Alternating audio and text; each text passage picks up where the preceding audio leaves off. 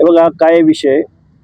स्वर्गीय विलास घुलेंच्या हत्या झाली, त्या हत्येमधल्या आरोपींना मोका लागावा आणि काही या कुटुंबियांचं असं म्हणणं आहे की काही आरोपींना अटक झाली पाहिजे. मुळामध्ये त्यांची जी ही मागणी आहे त्या निमित्तानं ते लोकशाही मार्गानं सनदशीर मार्गानं इथं उपोषण करतायत आणि आज 12वा दिवस आहे. खरं तर प्रशासनानं पुढे यायला पाहिजे आणि त्यांच्या काय मागण्या आहेत त्या किमान ऐकून तरी घेतल्या पाहिजेत. 12 दिवस जर ते उपोषण करत असतील, त्यांना उपोषण करावं लागत असेल, मी म्हणत नाही ते काय मागण्या करतायत त्या पद्धतीनंच सगळं झालं पाहिजे असं पण नाही मी म्हणत, पण ॲटलिस्ट इथल्या पोलीस प्रशासनाची जबाबदारी आहे, इथल्या SP ची जबाबदारी आहे.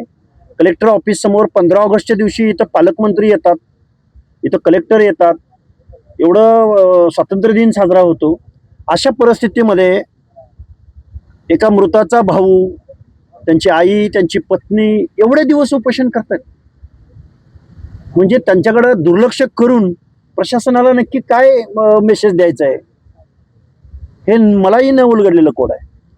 SP साहेब नक्की काय म्हणणं आहे, तुम्ही किमान ॲटलिस्ट इथं येऊन त्यांची भेट घेऊन त्यांचं काय म्हणणं आहे एवढं तरी ऐकायला पाहिजे होतं असं माझं काय आहे. इथं कायद्यावर विश्वास असला पाहिजे. कायद्यापेक्षा खासदार झाला म्हणून तुम्ही मोठे नाही आहात, आणि तुम्ही खासदार झाला म्हणजे तुम्हाला वेगळा न्याय, आणि सामान्य कुटुंबातला एखादा जीव जात असेल तर त्यांना वेगळा न्याय असं कोणी सांगितलंय?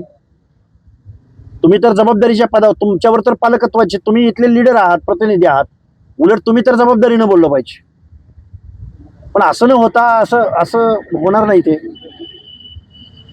करतील लोक कायदा हातात घेतील, मग म्हणू नका की कायदा हातात घेतला. आता सनदशीर मार्गाने चालू आहे ना उपोषण, आलं पाहिजे माझं तर मत असं आहे.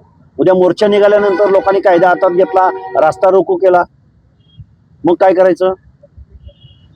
मुळात स्वर्गीय विलास घुलेंची हत्या झाली, त्याच्या संदर्भात हेळसांड झाली. 4-5 दिवस त्यांना प्रेत घेऊन पोलीस स्टेशन समोर बसावं लागलं. आता उपोषण करावं लागतंय. नक्की काय म्हणणं एवढं ऐकून तरी घ्या किमान.